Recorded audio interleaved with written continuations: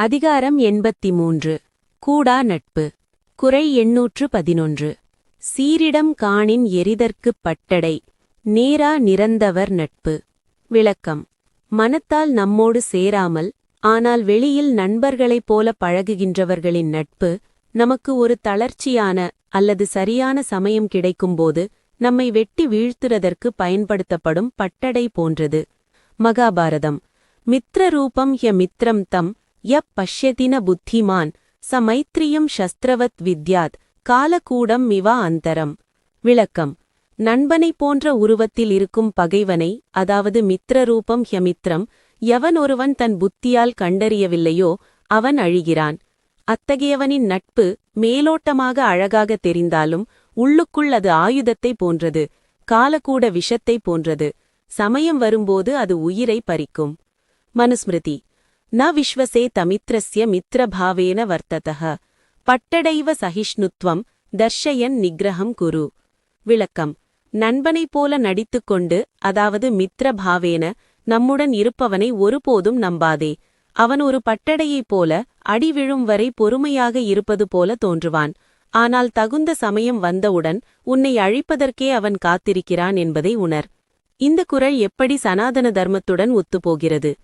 திருக்குறள் 821 உள்ள பட்டடை, அதாவது ஆன்வில், மற்றும் சீரிடம், அதாவது சரியான சமயம் என்ற கருத்துக்கள் சனாதன தர்மத்தின் கூட சாஸ்திரம், அதாவது வஞ்சக தந்திரம் மற்றும் விவேகம் ஆகியவற்றுடன் பின்வருமாறு இணைகின்றன. பட்டடை உவமை. பட்டடை என்பது ஒரு இரும்புத் துண்டு. அதன் மீது இரும்பை வைத்து அடிப்பார்கள். அந்த இரும்புத் துண்டு அடியை தாங்குவது போல தெரியும், ஆனால் உண்மையில் அது அந்த பொருளை நசுக்குவதற்கே உதவுகிறது. அதுபோல கூடா நட்பு கொண்டவர்கள் நம்முடைய பாரங்களை சுமப்பது போல தெரிந்தாலும் நம்மை சிதைக்கும் சமயம் வரை அமைதியாக காத்திருப்பார்கள். சீரிடம். காலா. டைமிங். சனாதன தர்மத்தில் காலம் மிக முக்கியம்.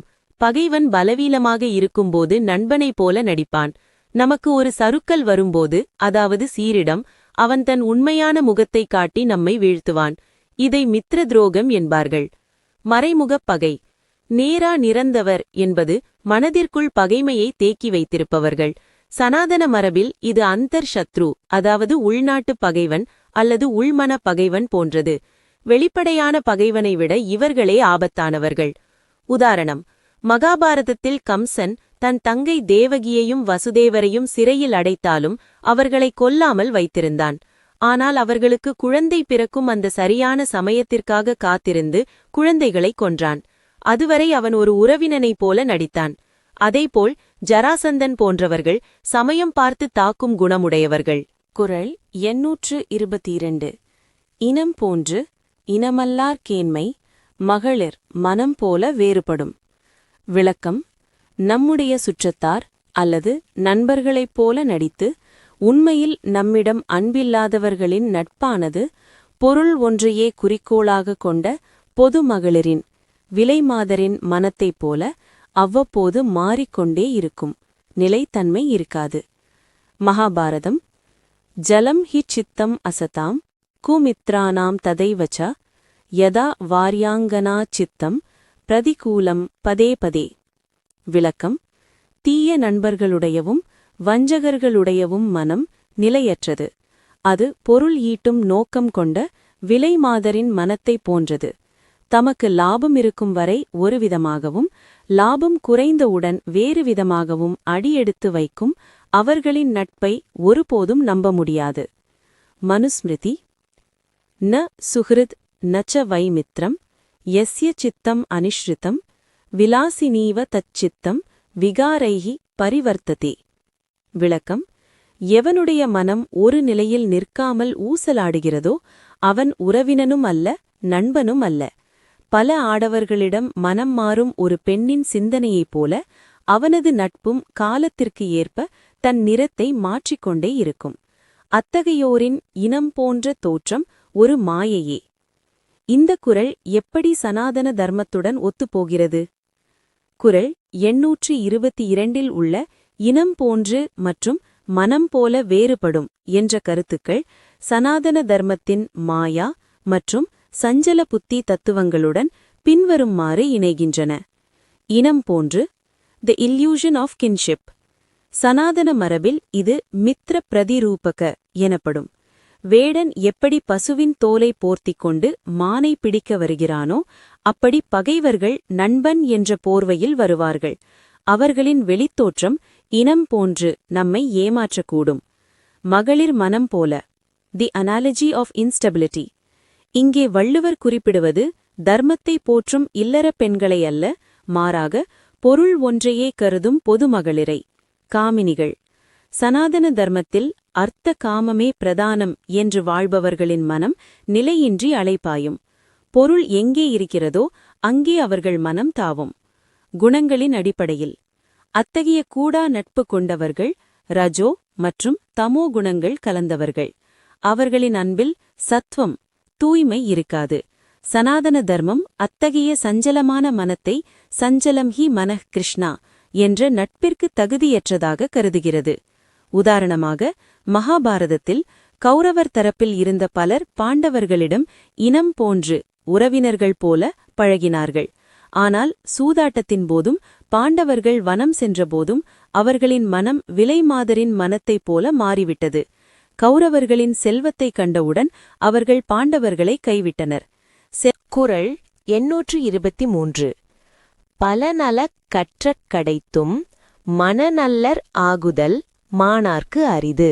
விளக்கம்: பகைமை கொண்ட மனத்தையுடையவர்கள் உலகியல் ரீதியாக பல நல்ல நூல்களை கற்றுத் தேர்ந்திருந்த போதிலும் அவற்றின் பயனாக அவர்கள் நல்ல மனம் கொண்டவர்களாக மாறுவது என்பது மிக கடினமான காரியம்.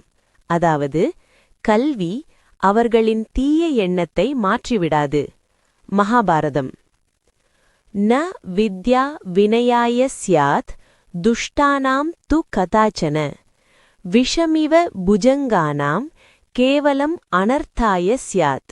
விளக்கம்: தீயவர்களுக்கு கல்வி ஒருபோதும் பணிவை தருவதில்லை. பாம்பிற்கு புகட்டப்படும் பால் எப்படி விஷமாக மாறுகிறதோ அதுபோல தீயவர்கள் கற்கும் கல்வியும் மற்றவர்களுக்கு தீங்கு இழைக்கவே பயன்படும். அவர்கள் எவ்வளவு கற்றாலும் அவர்களின் வஞ்சக புத்தி மாறாது. மனுஸ்மிருதி. யஸ்ய வாங் மனசி சுத்தே சம்யக் குப்தேச்ச சர்வதா ச வை சர்வம் அவாப்னோதி வேதாந்தோபததம் பலம். விளக்கம்: எவனுடைய வாக்கும் மனமும் தூய்மையாக இருக்கிறதோ அவனே கல்வியின் உண்மையான பலனை அடைகிறான். மனம் தூய்மையடையாதவன் எத்தனை வேதங்களை கற்றாலும் அவன் மாணார்க் என்றே கருதப்படுவான்.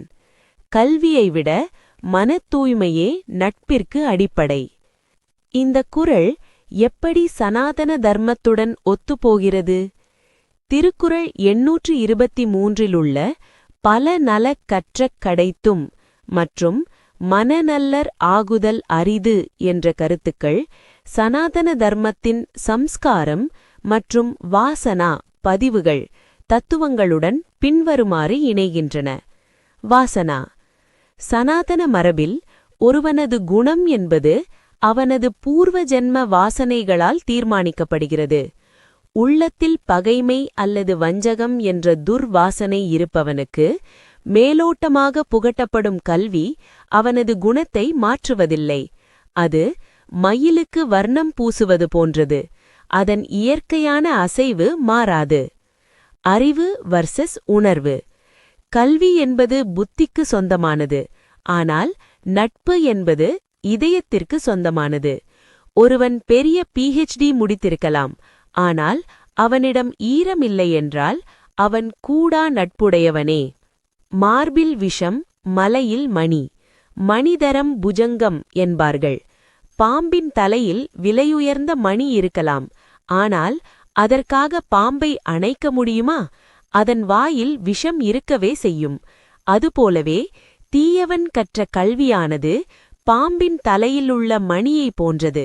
அவனை அழகானவனாக காட்டலாம், ஆனால் அவனது நட்பு உயிருக்கு ஆபத்தானது. உதாரணம்: ராவணன் 4 வேதங்களையும் 6 சாஸ்திரங்களையும் கற்ற மகா பண்டிதன். ஆனால் அவனது உள்ளம், அதாவது மனம், தூய்மையாக இல்லை. அந்த பெரும் கல்வி அவனை நல்லவனாக மாற்றவில்லை, மாறாக அவனது ஆணவத்தையே வளர்த்தது. அதேபோல சகுனியும் தந்திரங்களில் வல்லவன், ஆனால் அந்த அறிவு அழிவுக்கே பயன்பட்டது. குறள் 824. முகத்தின் இனிய நகாஅ அகத்தின்னா வஞ்சரை அஞ்சப்படும். விளக்கம்: முகத்தால் இனியவராக சிரித்துப் பழகி உள்ளத்தால் தீய எண்ணங்களைக் கொண்டிருக்கும் வஞ்சகர்களுடைய நட்பைக் கண்டால் ஒருவன் அஞ்ச வேண்டும், அவர்களை விட்டு விலக வேண்டும். மகாபாரதம். முகே மது திஷ்டதி வாசக ஸ்நேக சம்யுதாக ஹிருதயே து ஹலாஹலம் யஸ்ய தம் அமித்ரம் வினிதிர்ஷேத். விளக்கம்: எவனுடைய முகத்தில் தேன் போன்ற இனிமையும், முகே மது பேச்சில் அன்பு மழையும் பொழிகிறதோ, ஆனால் இதயத்தில் ஹலாஹல விஷம் இருக்கிறதோ, அவனை ஒரு நண்பனாகக் கருதாமல் ஆபத்தான பகைவனாகவே அடையாளப்படுத்த வேண்டும். அத்தகையோரை சந்திப்பதே பெரும் பயத்தை தரக்கூடியது. மனுஸ்மிருதி. வாக் மதுரம் வததே யஸ்து ஹிருதயே க்ரூர நிச்சயः ச பாபக சர்வதா தியாஜ்யः கூபக பிரச்சன்ன கண்டகः. விளக்கம்: வாயால் இனிமையாக பேசிக்கொண்டு இதயத்தில் கொடூரமான முடிவுகளை வைத்திருப்பவன் பாவம் செய்தவன்.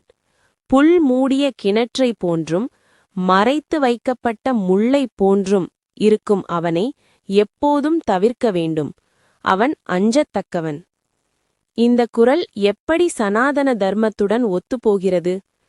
திருக்குறள் 824 உள்ள முகத்தின் இனிய மற்றும் அஞ்சப்படும் என்ற கருத்துக்கள் சனாதன தர்மத்தின் மாயாவி மற்றும் துர்குண தியாகம் தத்துவங்களுடன் பின்வருமாறு இணைகின்றன.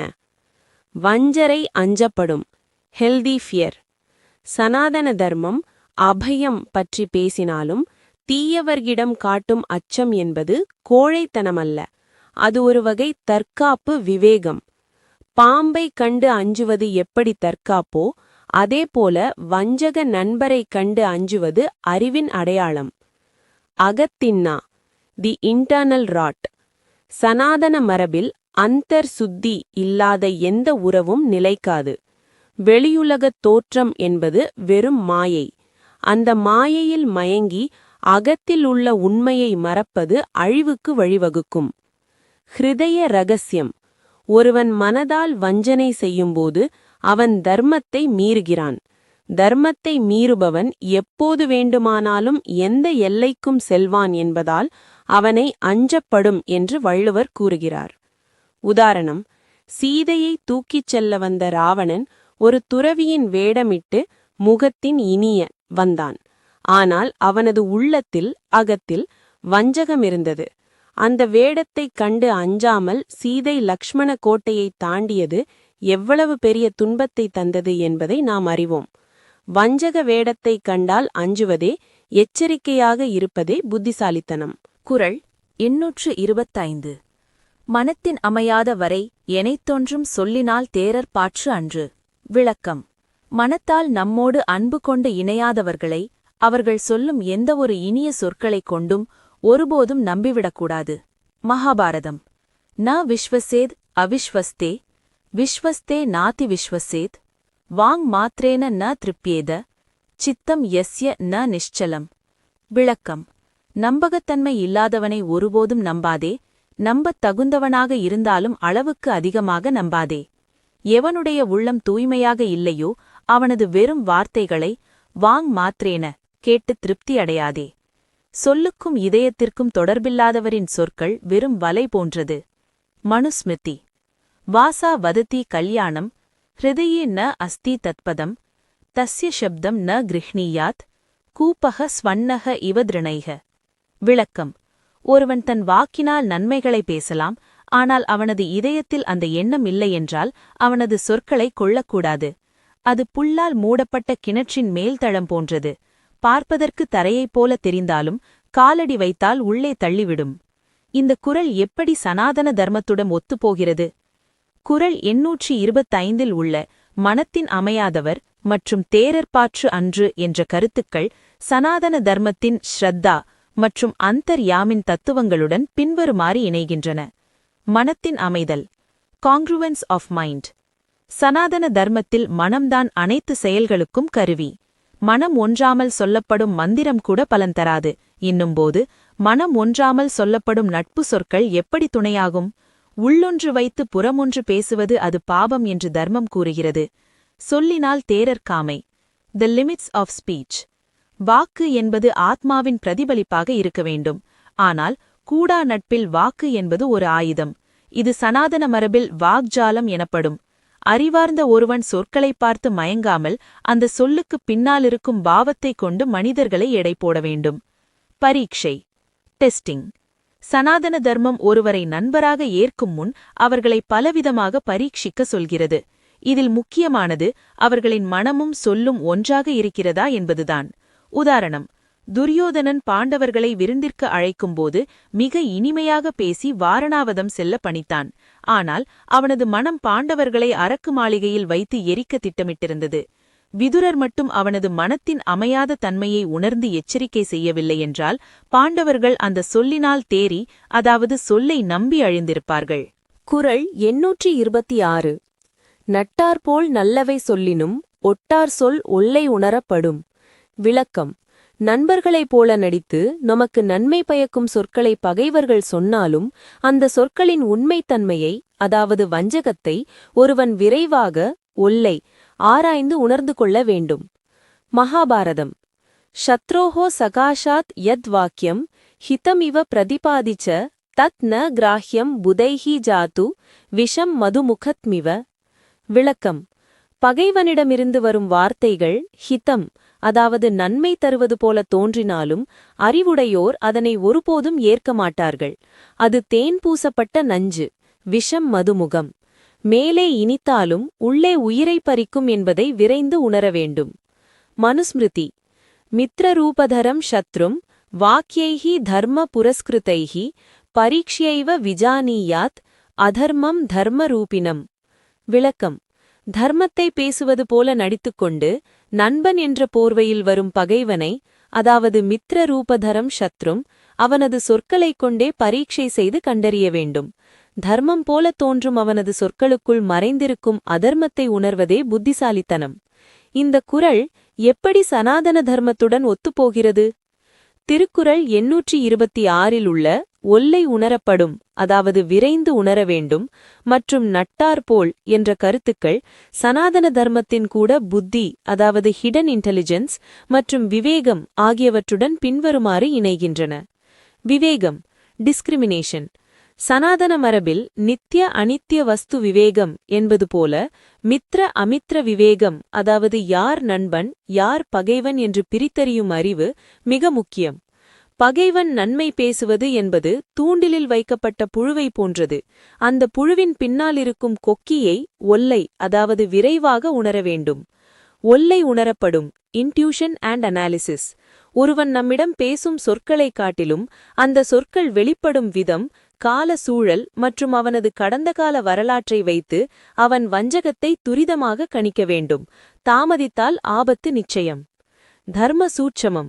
தர்மம் சில நேரங்களில் மிகவும் நுணுக்கமானது.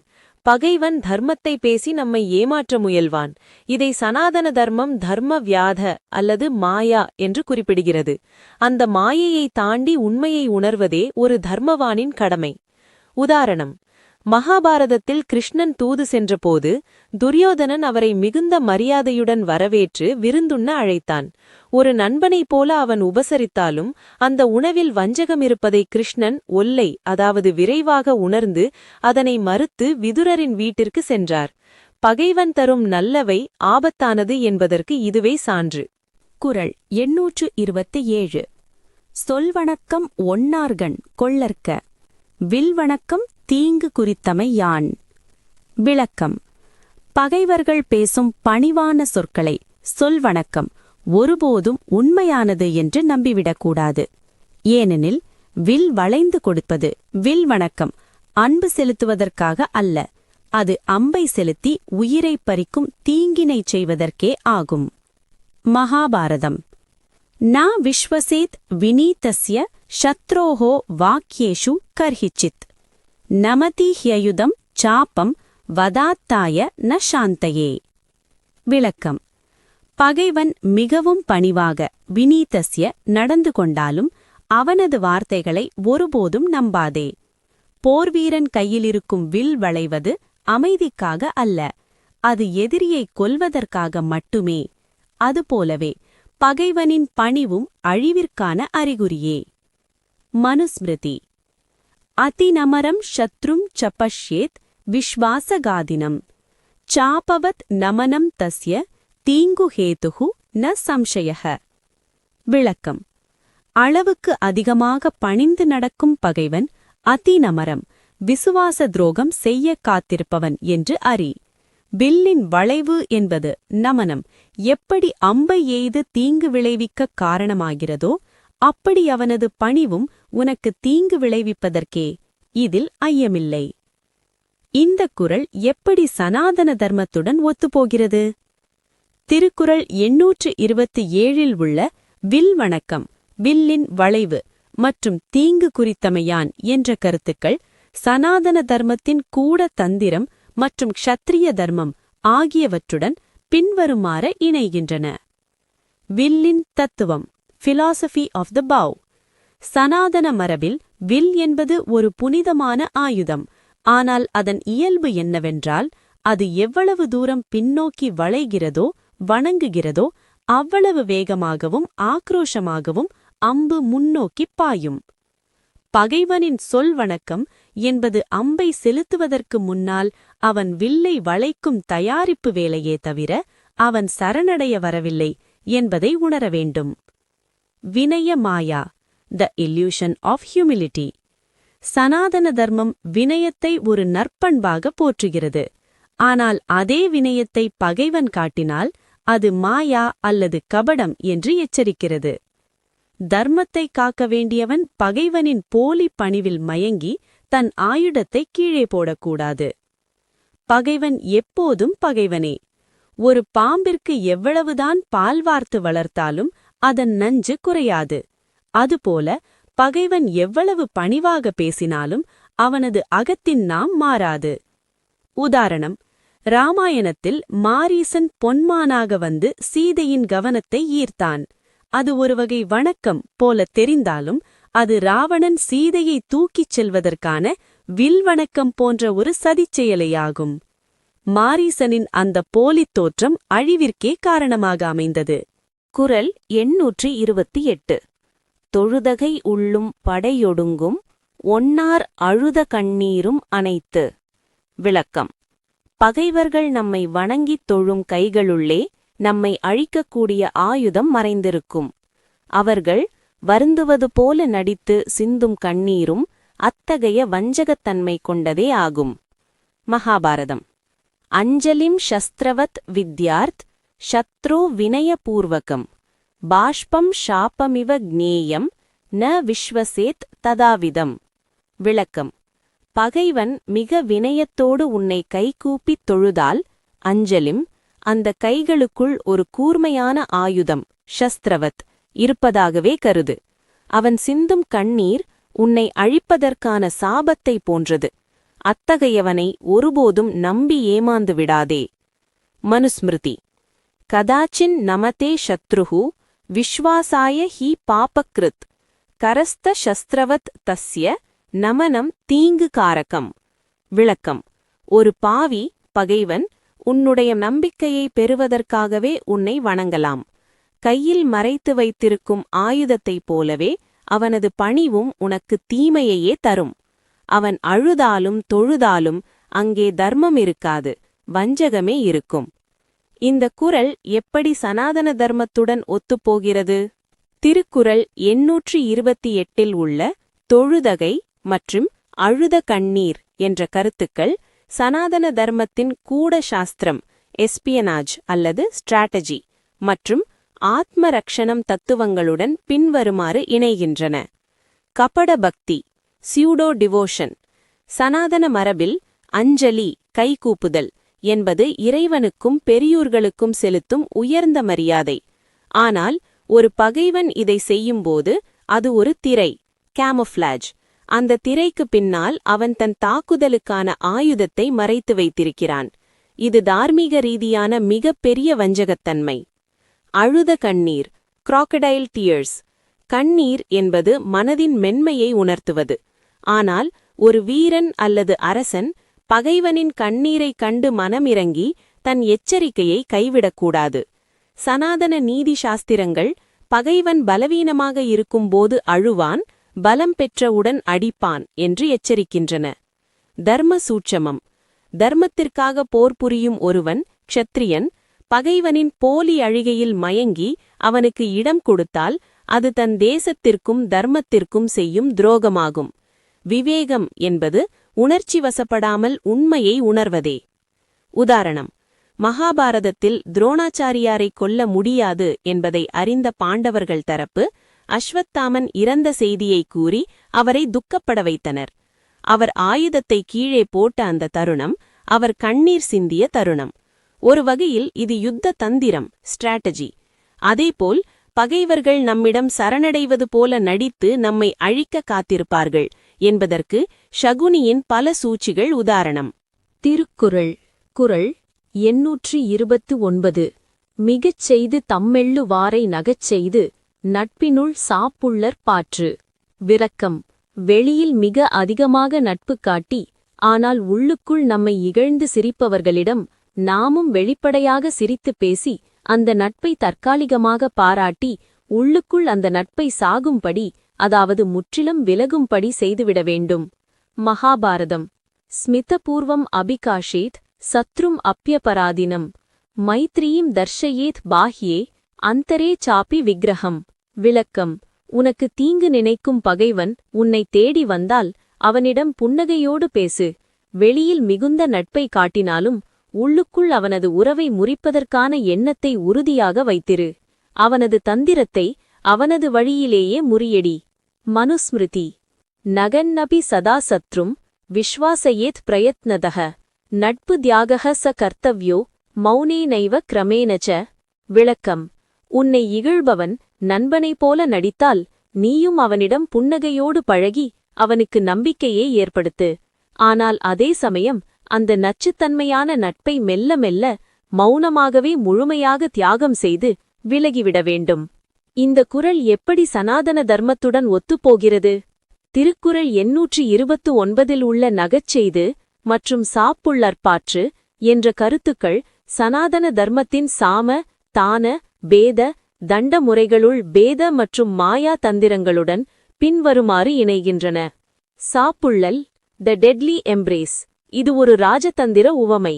சாப்புள்ளல் என்றால் சாகத் தழுவுதல், அதாவது அந்த நட்பை வளரவிடாமல் அணைப்பது போல நடித்து அதை கொன்றுவிட வேண்டும் அல்லது முறித்துவிட வேண்டும். சனாதன தர்மத்தில் இது உபேக்ஷா, அதாவது புறக்கணித்தல் மற்றும் மாயா தந்திரத்தின் ஒரு பகுதியாகும். நகச்செய்து, ரெசிப்ரோக்கல் டிசெப்ஷன். பகைவன் நம்மிடம் சிரித்து ஏமாற்ற முயலும்போது நாம் கோபப்பட்டால் அவன் உஷாராகிவிடுவான். எனவே நாமும் அவனிடம் சிரித்து பேசி நகச்செய்து அவன் நம்மை ஏமாற்றிவிட்டான் என்று அவன் நம்பும்படி செய்து நாம் பாதுகாப்பாக விலகிக் கொள்வதே புத்திசாலித்தனம். தர்மத்தின் தற்காப்பு. தீயவர்களை திருத்த முடியாதென்பதால் அவர்களிடம் நேர்மையாக இருந்து உயிரை விடுவதை விட தந்திரமாக இருந்து தர்மத்தை காப்பதே சிறந்தது. முள்ளை முள்ளால் எடு என்ற தத்துவமே இது. உதாரணம்: கிருஷ்ணர் ஜராசந்தனை எதிர்கொள்ளும் போதும் காலயவனனை எதிர்கொள்ளும் போதும் நேரடியாக மோதாமல் தந்திரமாக நகச் செய்து அவர்களை தவிக்க விட்டு தர்மத்தை காத்தார். அதேபோல் பாண்டவர்கள் அரக்கு மாளிகையில் இருந்தபோது துரியோதனன் அனுப்பிய வஞ்சகர்களிடம் மிக நட்பாக இருப்பது போலவே நடித்து இரகசியமாக சுரங்கம் தோண்டி தப்பித்தார்கள். அந்த போலி நட்பை அங்கேயே சாப்புள்ளச் செய்தார்கள், அதாவது முறித்தார்கள். குறள் 830. பகை நட்பாம் காலம் வருங்கால் முகநட்டு அகநட்பு ஒரீயி விடல். விளக்கம்: முன்பு பகையாக இருந்தவர் காலம் கருதி நம்மிடம் நண்பராக வரும்போது நாமும் அவரிடம் முகமளவில் மட்டும் நட்பு காட்டி முகநட்டு அகநட்பு ஒரீயி விடல் என்பது. மகாபாரதம். சத்ருனா சந்திம் அன்விச்சேத் கார்யார்த்தம் காலயுக்திதஹ முகே மைத்ரம் பிரதர்ஷ்யேத் ஹிருதயே நைவ சங்கிரமேத். விளக்கம்: